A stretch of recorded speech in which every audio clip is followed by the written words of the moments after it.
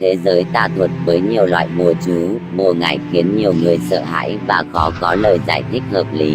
Trước đây nhiều người cứ nghĩ bùa ngải chỉ phổ biến ở vùng quê nghèo, nơi không tiếp cận được kiến thức hiện đại nên dễ tin vào mê tín dị đoan. Tuy nhiên, nhiều ca sĩ và diễn viên nổi tiếng trong showbiz Việt đã nhiều lần nói về việc chơi ngải trong cộng đồng này. Điều này cho chúng ta thấy rằng, khi nào mình trải nghiệm qua thì mới biết bùa ngải có thật hay không. Cũng giống như nhà Phật dạy rằng, chỉ có bạn mới biết ly nước bạn uống là nóng hay lạnh, chua hay ngọt mà thôi. Đừng suy đoán theo quan điểm chủ quan. Có những loại bùa được dùng như một vật phẩm phong thủy để cầu tài lộc, nhưng cũng có những loại bùa nhắc đến thôi đã thấy sự ma quái và ghê rợn. Các loại bùa ngải nguy hiểm là: 1. Bùa thiên linh cái. 2. Bùa năm ông. 3. Bùa trà kha. 4. Bùa miên trà binh. Bùa thiên linh cái được coi là loại bùa dã man, ghê rợn nhất khi vật dụng dùng để luyện bùa là những bào thai quỷ nhi hay sọ người. Hàng trăm câu chuyện về loại bùa này cũng như những hành động phi nhân tính phục vụ cho việc luyện bùa đã bị lên án rất nhiều trên các phương tiện truyền thông. Hàng trăm đứa trẻ bị mất tích, hàng ngàn những ngôi mộ bị đào lên và đánh cắp mất hộp sọ. Có kẻ đòi gia chủ tiền chuộc, có kẻ thì khai vận chuyển sang nước ngoài để luyện bùa thiên linh cái.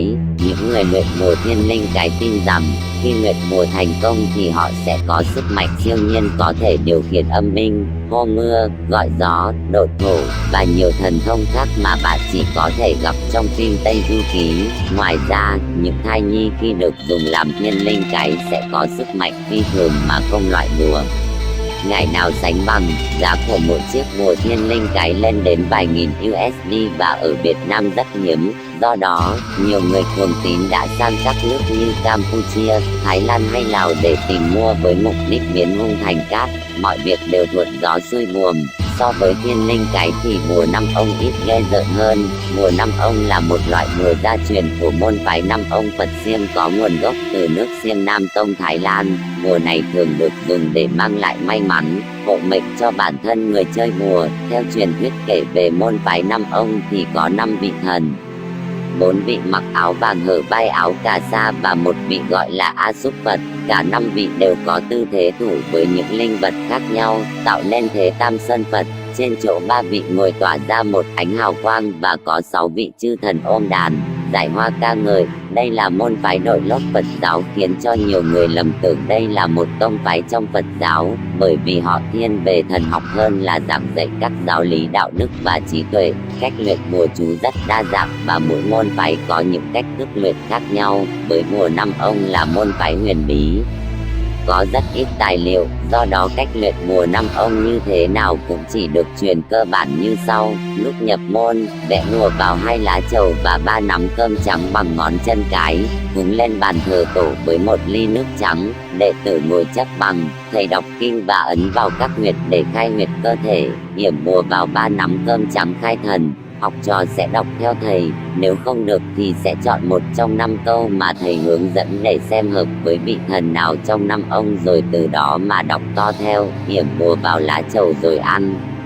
Đây là giai đoạn tiếp theo để luyện bùa năm ông, mất tầm 10 phút. Các đệ tử sẽ đọc tiếng âm là thứ tiếng 12 âm tiết được dùng để trị bệnh, đuổi ma, vô quyền. Sau 10 phút thì thầy sẽ phun nước lấy trên bàn thờ tổ vào thân thể của đệ tử. Đệ tử quỳ trước bàn thờ tổ nuốt 2 lá trầu và 3 năm cơm đã làm phép lúc ban đầu. Đặc biệt trong cách luyện bùa năm ông là không được nhai, không đụng răng, không nói, chỉ được nuốt 1 lần thật mạnh và nhanh. Yểm bùa vào lá trầu khai khẩu. Nhập môn phái năm ông và muốn làm bùa năm ông thì phải coi trọng việc xăm mình. Xăm màu xanh chàm đại diện cho sức mạnh của thần linh, kèm theo đó là dây cà tha gồm 12 cọc chỉ đỏ lớn xe lại, đeo từ vai trái qua hông phải như cách mặc áo cà sa. Trên dây cà tha thường có thêm cốt tượng bằng răm lợn rừng hoặc chì, vàng. Thứ 7 mắc lại có 1 cốt tượng, mỗi năm đính thêm 1 cốt do thầy ban cho, nhiều nhất là 12 cốt. Môn phái năm ông thường chú trọng bùa chính không phải chú. Bùa được in khắc mộc đặt trên bàn thờ, khi cần thì đọc tên tuổi người cần xin rồi thổi vào đó đem cho. Câu hỏi bùa năm ông là gì thực sự vẫn là một câu hỏi lớn và mang nhiều bí ẩn.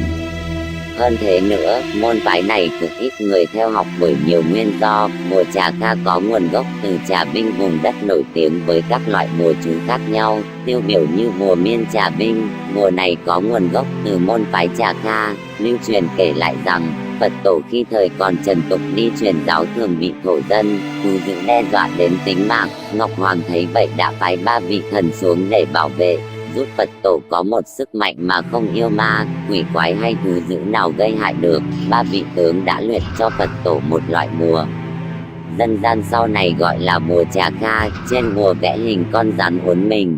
Sau này các đệ tử luyện bùa Trà Ca thường mang bùa đi theo bên mình và thực hiện cầu tổ. Khi tổ nhập vào người thì họ phù phù như rắn. Thời xưa, mỗi khi nhắc đến vùng đất Trà Binh thì nhiều người vẫn cảm thấy e ngại, hãi hùng bởi những câu chuyện bí ẩn về bùa ngải, bùa chú.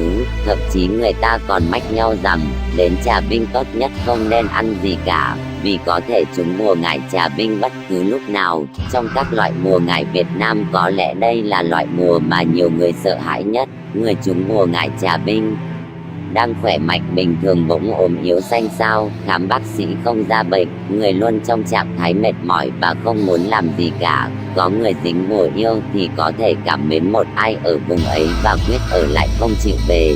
Trong giới tà thuật Việt Nam, ngải ở Trà Binh luôn xếp hàng đầu bởi sự ma mị, huyền bí, cũng như việc bỏ bùa dễ dàng thông qua tô bánh canh, củ tiếu hoặc một viên kẹo. Không chỉ được khuyên không nên ăn uống gì ở đây mà bạn có thể bị trúng bùa ngải Trà Binh khi bạn mua một chai dầu thơm về sức. Loại bùa ngải này gọi là ngải miên, có xuất xứ từ nước Miên sang Việt Nam và phát triển nhiều ở Trà Binh. Bùa ngải miên này đựng trong một chai dầu có màu xanh dùng để sức cho thơm. Chính mùi thơm này làm cho người ta bị trúng ngải. Ai hít phải mùi này sẽ phải thực hiện theo lời nói của người yểm bùa. Ghen ghét trong làm ăn thì sẽ bị ốm đau, phá sản. Ghen ghét trong cuộc sống thì mệt mỏi, chán trường. Mà nếu có cảm tình thì sẽ quyến luyến họ không rời, cho dù trước đó có ghét hoặc không quan tâm gì đi chăng nữa. Tất nhiên, bằng chứng khoa học vẫn chưa thể lý giải thấu đáo, những câu chuyện vẫn được truyền tai nhau, khiến cho thế giới bùa ngải Việt Nam nói chung và bùa ngải Trà Binh nói riêng luôn thu hút sự chú ý của rất nhiều người.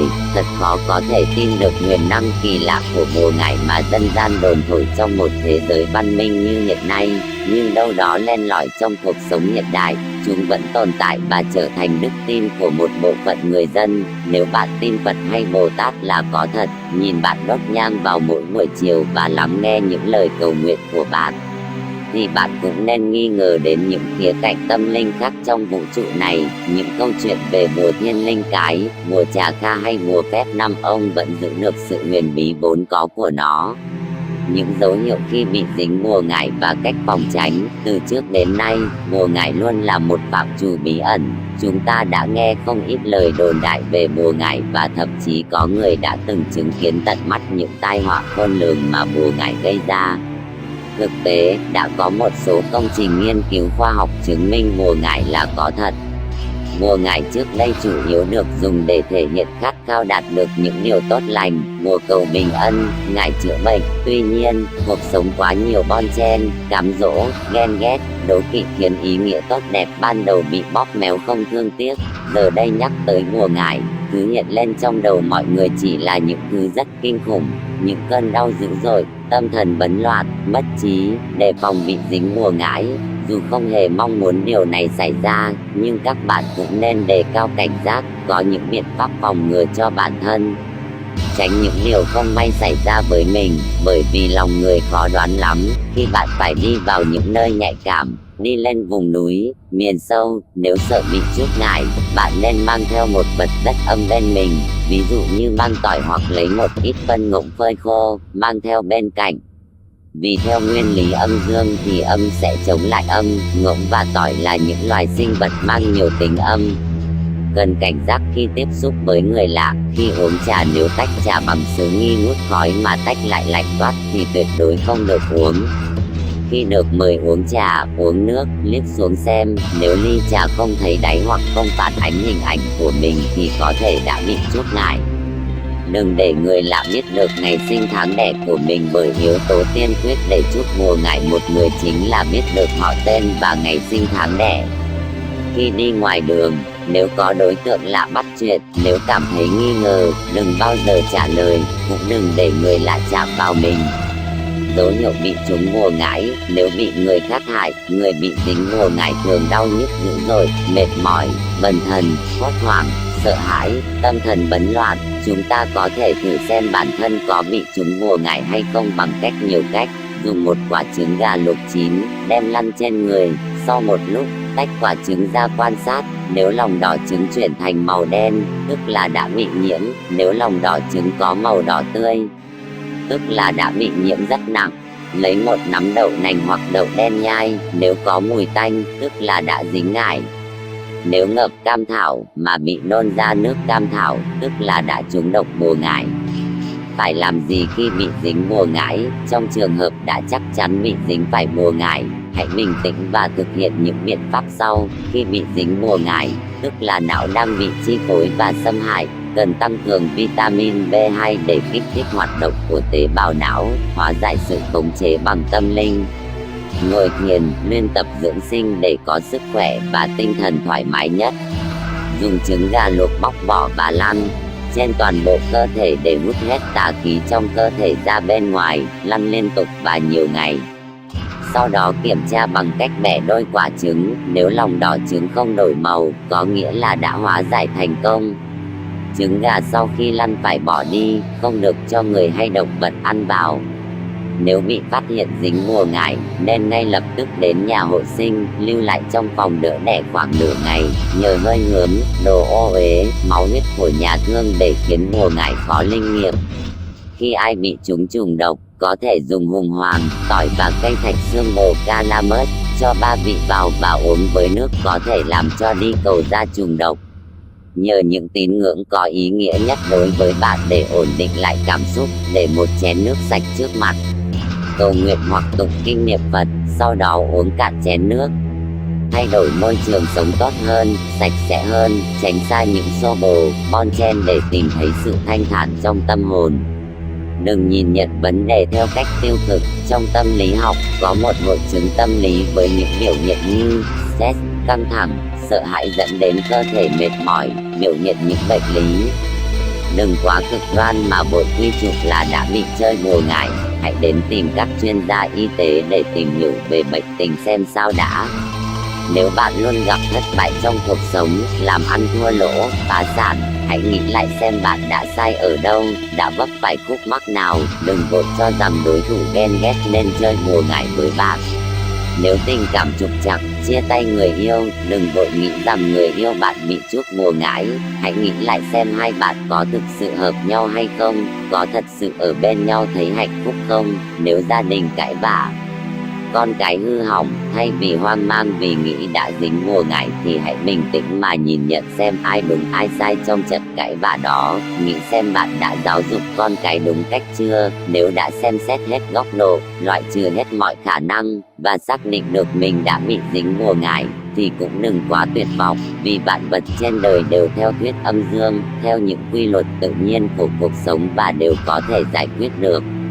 Vượt lên trên tất cả những phương pháp phòng ngừa và chữa trị khi bị dính ngải nói trên chính là việc bạn hãy xây dựng một đời sống trong sạch và lành mạnh, cầu sự thanh thản, bình yên trong tâm hồn, sống nhân ái, khoan dung và lương thiện, giúp người giúp đời, không gây thù chuốc oán. Đừng ích kỷ chỉ biết nghĩ đến bản thân, bởi suy cho cùng từ ngàn đời xưa vốn là gieo nhân nào thì sẽ gặt quả đó.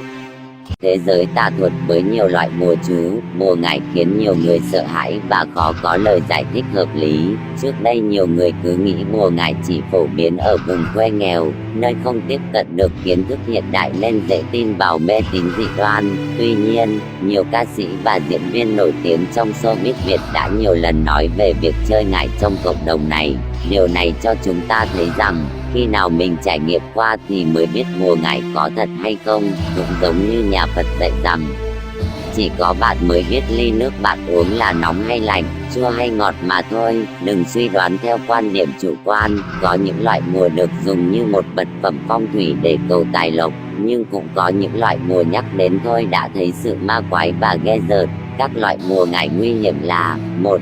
Bùa thiên linh cái, 2. Bùa năm ông, 3. Bùa trà kha, 4. Bùa miên trà binh. Bùa thiên linh cái được coi là loại bùa dã man, ghê rợn nhất khi vật dụng dùng để luyện bùa là những bào thai quỷ nhi hay sọ người. Hàng trăm câu chuyện về loại bùa này cũng như những hành động phi nhân tính phục vụ cho việc luyện bùa đã bị lên án rất nhiều trên các phương tiện truyền thông. Hàng trăm đứa trẻ bị mất tích, hàng ngàn những ngôi mộ bị đào lên và đánh cắp mất hộp sọ. Có kẻ đòi gia chủ tiền chuộc, có kẻ thì khai vật chuyển sang nước ngoài để luyện bùa thiên linh cái. Những người luyện bùa thiên linh cái tin rằng khi luyện bùa thành công thì họ sẽ có sức mạnh siêu nhiên, có thể điều khiển âm binh, hô mưa, gọi gió, độ thổ và nhiều thần thông khác mà bạn chỉ có thể gặp trong phim Tây Du Ký. Ngoài ra, những thai nhi khi được dùng làm thiên linh cái sẽ có sức mạnh phi thường mà không loại bùa ngải nào sánh bằng. Giá của một chiếc bùa thiên linh cái lên đến vài nghìn USD và ở Việt Nam rất hiếm. Do đó, nhiều người cuồng tín đã sang các nước như Campuchia, Thái Lan hay Lào để tìm mua với mục đích biến hung thành cát. Mọi việc đều thuận gió xuôi buồm. So với thiên linh cái thì bùa năm ông ít ghê rợn hơn. Bùa năm ông là một loại bùa gia truyền của môn phái năm ông Phật Xiêm có nguồn gốc từ nước Xiêm Nam Tông Thái Lan. Bùa này thường được dùng để mang lại may mắn, hộ mệnh cho bản thân người chơi bùa. Theo truyền thuyết kể về môn phái năm ông thì có 5 vị thần, 4 vị mặc áo vàng hở vai áo cà sa và một vị gọi là A Súc Phật. Cả 5 vị đều có tư thế thủ với những linh vật khác nhau, tạo nên thế Tam Sơn Phật. Trên chỗ 3 vị ngồi tỏa ra một ánh hào quang và có 6 vị chư thần ôm đàn, giải hoa ca ngợi. Đây là môn phái đội lốt Phật giáo, khiến cho nhiều người lầm tưởng đây là một tông phái trong Phật giáo, bởi vì họ thiên về thần học hơn là giảng dạy các giáo lý đạo đức và trí tuệ. Cách luyện bùa chú rất đa dạng và mỗi môn phái có những cách thức luyện khác nhau. Với bùa năm ông là môn phái huyền bí, có rất ít tài liệu, do đó cách luyện bùa năm ông như thế nào cũng chỉ được truyền cơ bản như sau. Lúc nhập môn, vẽ bùa vào 2 lá trầu và 3 nắm cơm trắng bằng ngón chân cái,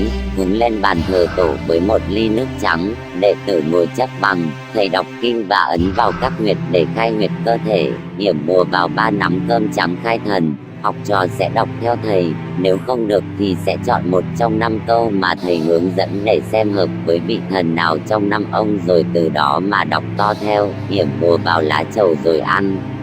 Đây là giai đoạn tiếp theo để luyện bùa năm ông, mất tầm 10 phút. Các đệ tử sẽ đọc tiếng âm là thứ tiếng 12 âm tiết được dùng để trị bệnh, đuổi ma, vô quyền. Sau 10 phút thì thầy sẽ phun nước lấy trên bàn thờ tổ vào thân thể của đệ tử. Đệ tử quỳ trước bàn thờ tổ nuốt 2 lá trầu và 3 năm cơm đã làm phép lúc ban đầu. Đặc biệt trong cách luyện bùa năm ông là không được nhai, không đụng răng, không nói, chỉ được nuốt 1 lần thật mạnh và nhanh. Yểm bùa vào lá trầu khai khẩu. Nhập môn phái năm ông và muốn làm bùa năm ông thì phải coi trọng việc xăm mình. Xăm màu xanh chàm đại diện cho sức mạnh của thần linh, kèm theo đó là dây cà tha gồm 12 cọc chỉ đỏ lớn xe lại, đeo từ vai trái qua hông phải như cách mặc áo cà sa. Trên dây cà tha thường có thêm cốt tượng bằng răm lợn rừng hoặc chì, vàng. Thứ 7 mắc lại có một cốt tượng, mỗi năm đính thêm 1 cốt do thầy ban cho, nhiều nhất là 12 cốt. Môn phái năm ông thường chú trọng bùa chứ không phải chú. Bùa được in khắc mộc đặt trên bàn thờ, khi cần thì đọc tên tuổi người cần xin rồi thổi vào đó đem cho. Câu hỏi bùa năm ông là gì thực sự vẫn là một câu hỏi lớn và mang nhiều bí ẩn.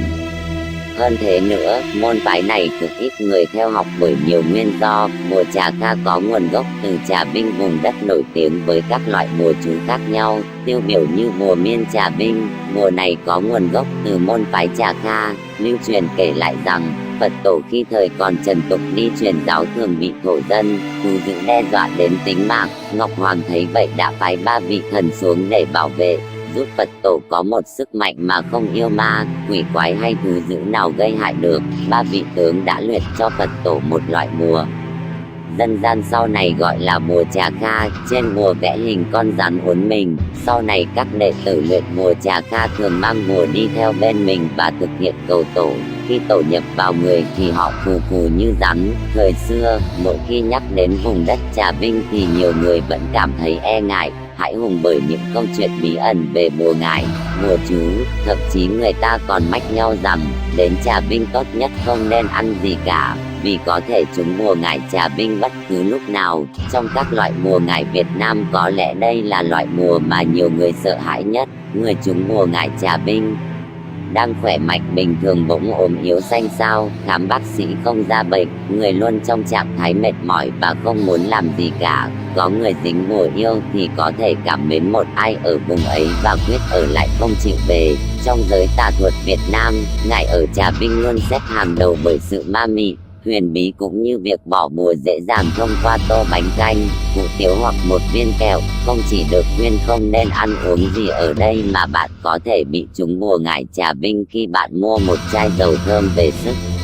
Loại bùa ngải này gọi là ngải miên, có xuất xứ từ nước Miên sang Việt Nam và phát triển nhiều ở Trà Vinh. Bùa ngải miên này đựng trong một chai dầu có màu xanh dùng để sức cho thơm. Chính mùi thơm này làm cho người ta bị trúng ngải. Ai hít phải mùi này sẽ phải thực hiện theo lời nói của người yểm bùa. Ghen ghét trong làm ăn thì sẽ bị ốm đau, phá sản.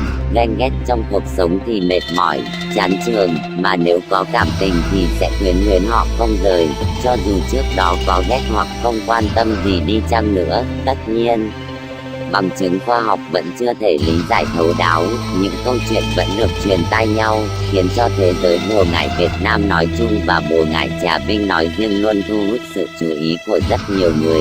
Thật khó có thể tin được quyền năng kỳ lạ của bùa ngải mà dân gian đồn thổi trong một thế giới văn minh như hiện nay, nhưng đâu đó len lỏi trong cuộc sống hiện đại, chúng vẫn tồn tại và trở thành đức tin của một bộ phận người dân. Nếu bạn tin Phật hay Bồ Tát là có thật, nhìn bạn đốt nhang vào mỗi buổi chiều và lắng nghe những lời cầu nguyện của bạn, thì bạn cũng nên nghi ngờ đến những khía cạnh tâm linh khác trong vũ trụ này.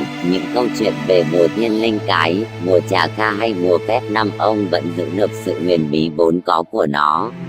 Những dấu hiệu khi bị dính bùa ngải và cách phòng tránh. Từ trước đến nay, bùa ngải luôn là một phạm trù bí ẩn. Chúng ta đã nghe không ít lời đồn đại về bùa ngải, và thậm chí có người đã từng chứng kiến tận mắt những tai họa khôn lường mà bùa ngải gây ra.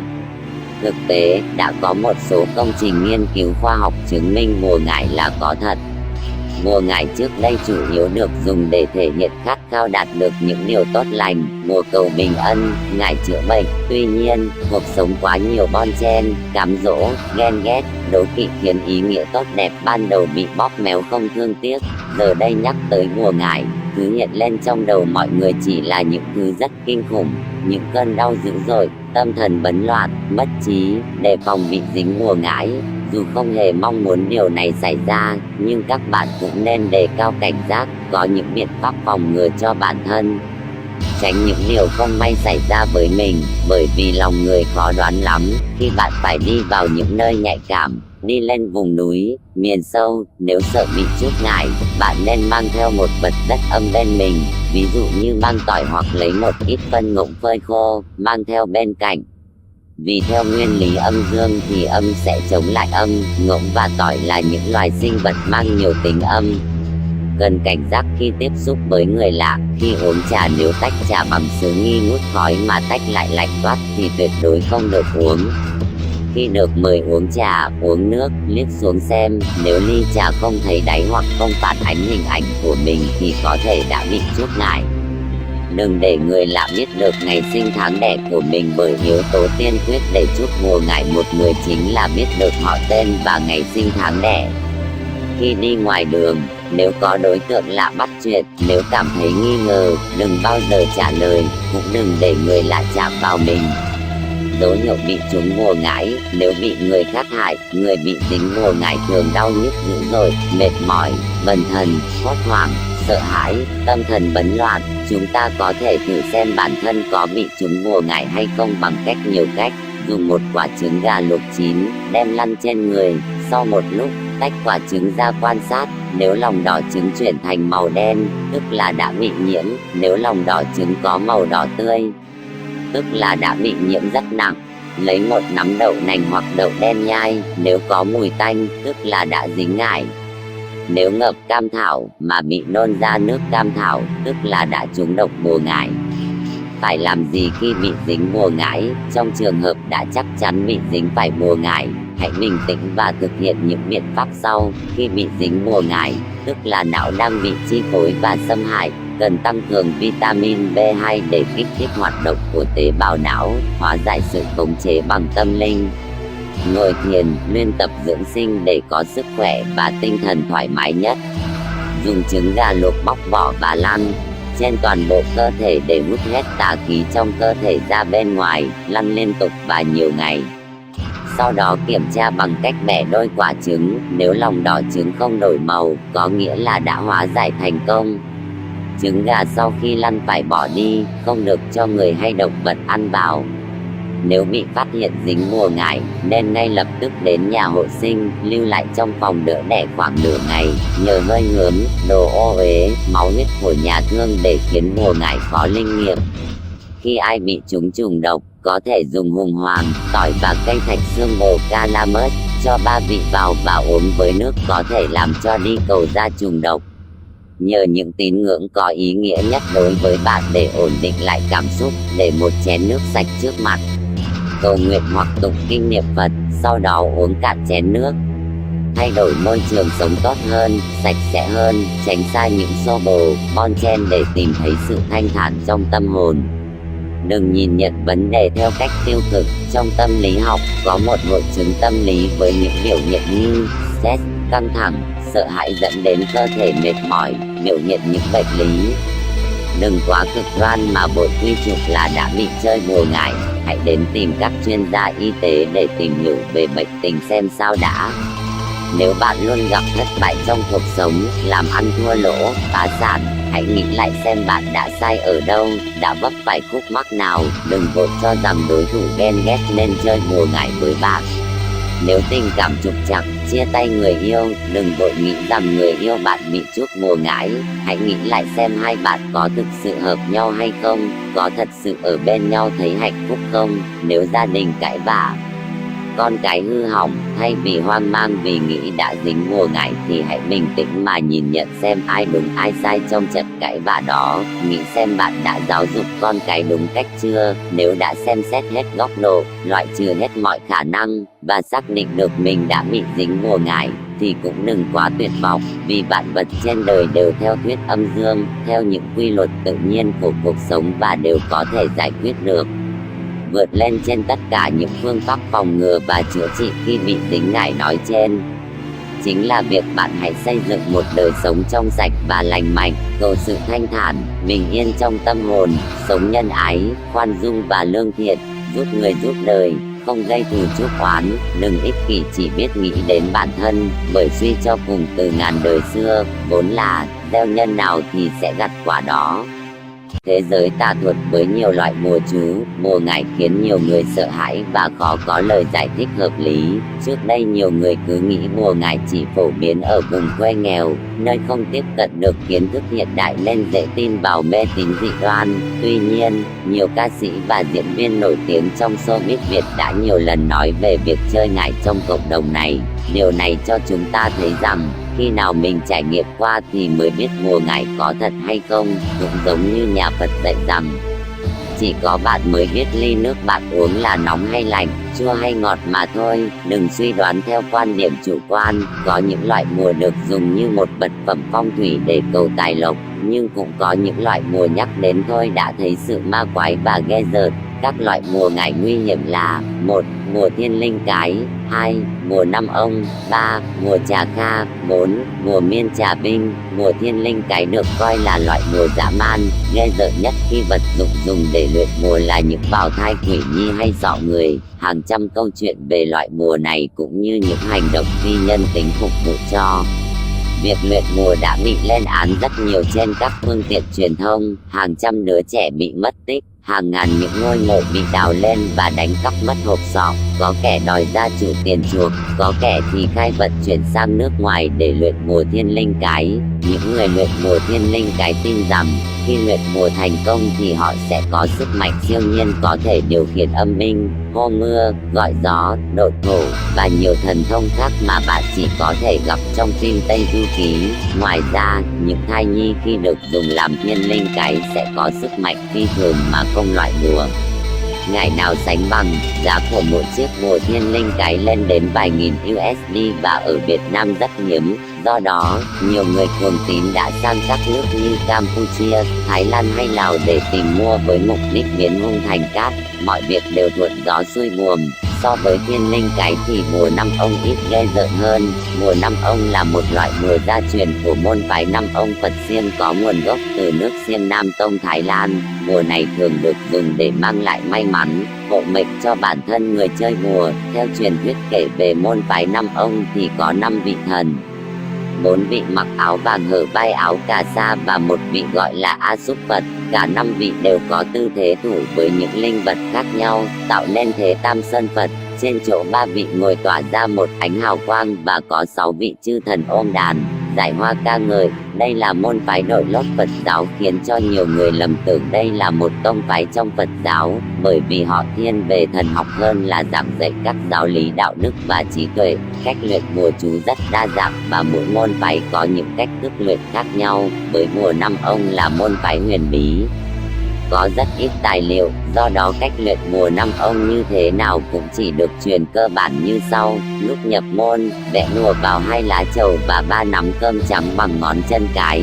cúng lên bàn thờ tổ với 1 ly nước trắng. Đệ tử ngồi chấp bằng, thầy đọc kinh và ấn vào các huyệt để khai huyệt cơ thể, yểm bùa vào 3 nắm cơm trắng khai thần. Học trò sẽ đọc theo thầy, nếu không được thì sẽ chọn một trong 5 câu mà thầy hướng dẫn để xem hợp với vị thần nào trong 5 ông, rồi từ đó mà đọc to theo, yểm bùa vào lá trầu rồi ăn.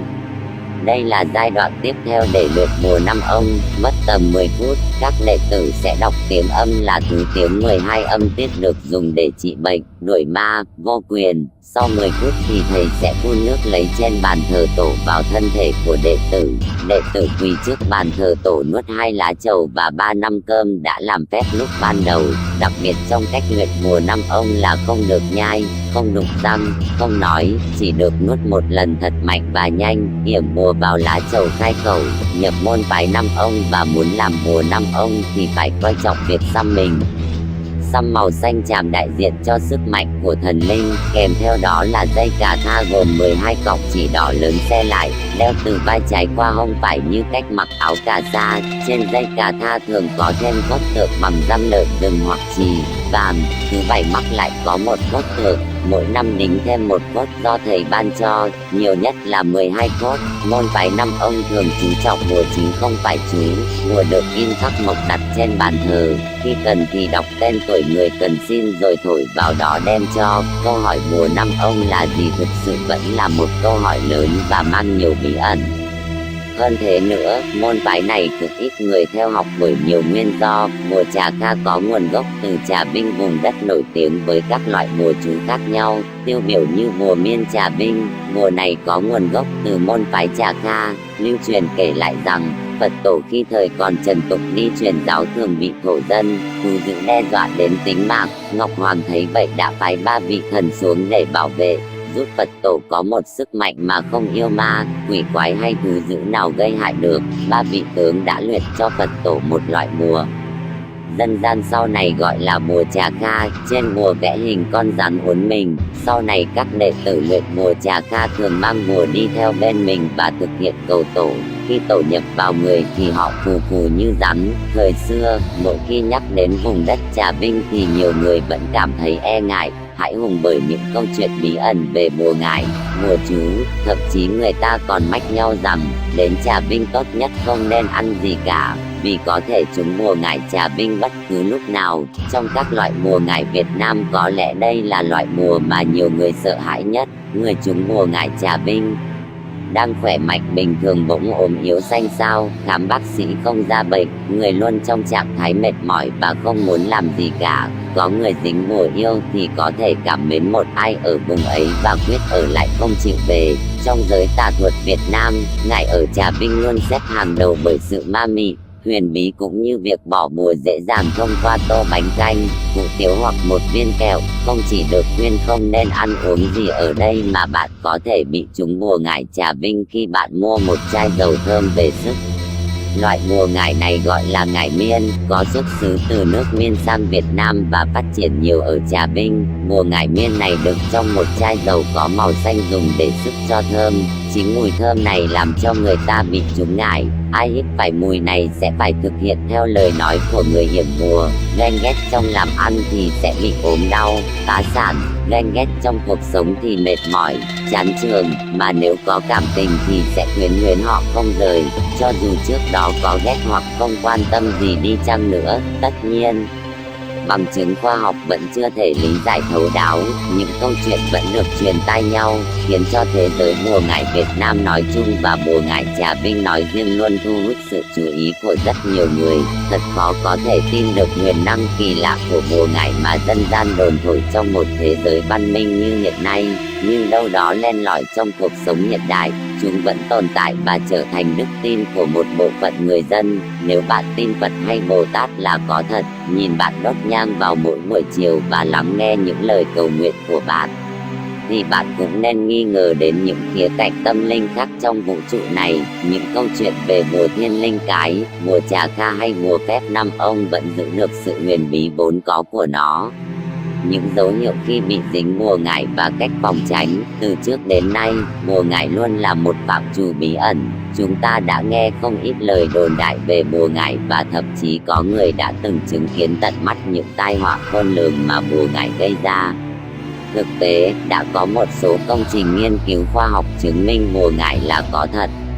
Bùa ngải trước đây chủ yếu được dùng để thể hiện khát khao đạt được những điều tốt lành, bùa cầu bình ân, ngải chữa bệnh. Tuy nhiên, cuộc sống quá nhiều bon chen, cám dỗ, ghen ghét, đố kỵ khiến ý nghĩa tốt đẹp ban đầu bị bóp méo không thương tiếc.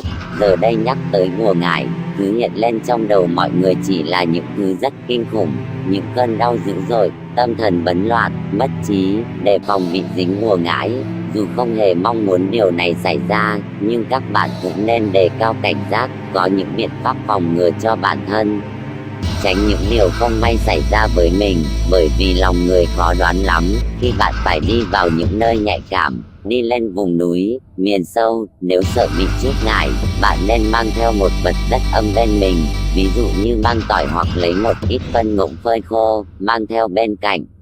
Vì theo nguyên lý âm dương thì âm sẽ chống lại âm, ngỗng và tỏi là những loài sinh vật mang nhiều tính âm. Cần cảnh giác khi tiếp xúc với người lạ. Khi uống trà, nếu tách trà bằng sứ nghi ngút khói mà tách lại lạnh toát thì tuyệt đối không được uống. Khi được mời uống trà, uống nước, liếc xuống xem, nếu ly trà không thấy đáy hoặc không phản ánh hình ảnh của mình thì có thể đã bị chuốc ngải.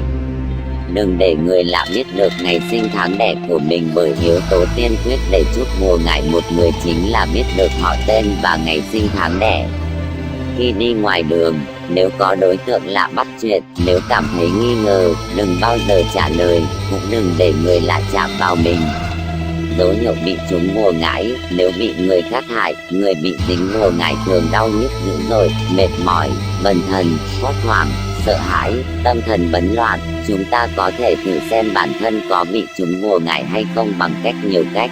Dùng một quả trứng gà luộc chín, đem lăn trên người, sau một lúc, tách quả trứng ra quan sát. Nếu lòng đỏ trứng chuyển thành màu đen, tức là đã bị nhiễm. Nếu lòng đỏ trứng có màu đỏ tươi, tức là đã bị nhiễm rất nặng. Lấy một nắm đậu nành hoặc đậu đen nhai, nếu có mùi tanh, tức là đã dính ngải. Nếu ngập cam thảo mà bị nôn ra nước cam thảo, tức là đã trúng độc bùa ngải.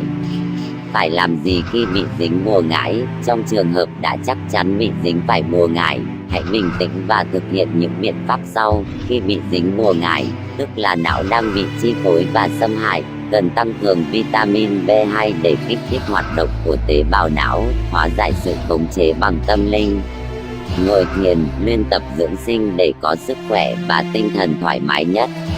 Dùng trứng gà luộc bóc vỏ và lăn trên toàn bộ cơ thể để hút hết tà khí trong cơ thể ra bên ngoài, lăn liên tục và nhiều ngày. Sau đó kiểm tra bằng cách bẻ đôi quả trứng, nếu lòng đỏ trứng không đổi màu, có nghĩa là đã hóa giải thành công.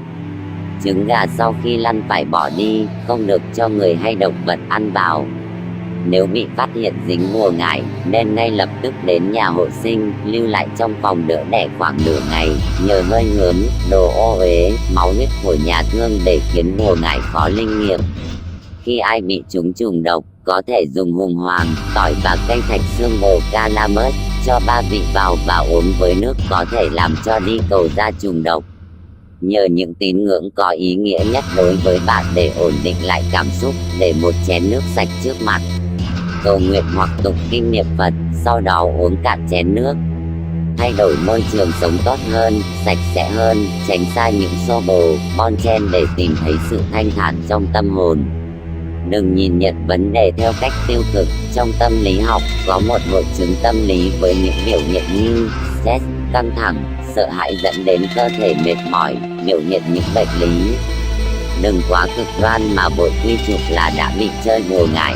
Hãy đến tìm các chuyên gia y tế để tìm hiểu về bệnh tình xem sao đã. Nếu bạn luôn gặp thất bại trong cuộc sống, làm ăn thua lỗ, phá sản, hãy nghĩ lại xem bạn đã sai ở đâu, đã vấp phải khúc mắc nào. Đừng vội cho rằng đối thủ ghen ghét nên chơi bùa ngải với bạn. Nếu tình cảm trục trặc, chia tay người yêu, đừng vội nghĩ rằng người yêu bạn bị chuốc bùa ngải. Hãy nghĩ lại xem hai bạn có thực sự hợp nhau hay không, có thật sự ở bên nhau thấy hạnh phúc không. Nếu gia đình cãi vã, con cái hư hỏng, thay vì hoang mang vì nghĩ đã dính bùa ngải thì hãy bình tĩnh mà nhìn nhận xem ai đúng ai sai trong trận cãi vã đó. Nghĩ xem bạn đã giáo dục con cái đúng cách chưa. Nếu đã xem xét hết góc độ, loại trừ hết mọi khả năng và xác định được mình đã bị dính bùa ngải, thì cũng đừng quá tuyệt vọng, vì vạn vật trên đời đều theo thuyết âm dương, theo những quy luật tự nhiên của cuộc sống và đều có thể giải quyết được. Vượt lên trên tất cả những phương pháp phòng ngừa và chữa trị khi bị dính ngải nói trên chính là việc bạn hãy xây dựng một đời sống trong sạch và lành mạnh, cầu sự thanh thản, bình yên trong tâm hồn, sống nhân ái, khoan dung và lương thiện, giúp người giúp đời, không gây thù chuốc oán. Đừng ích kỷ chỉ biết nghĩ đến bản thân, bởi suy cho cùng từ ngàn đời xưa vốn là gieo nhân nào thì sẽ gặt quả đó.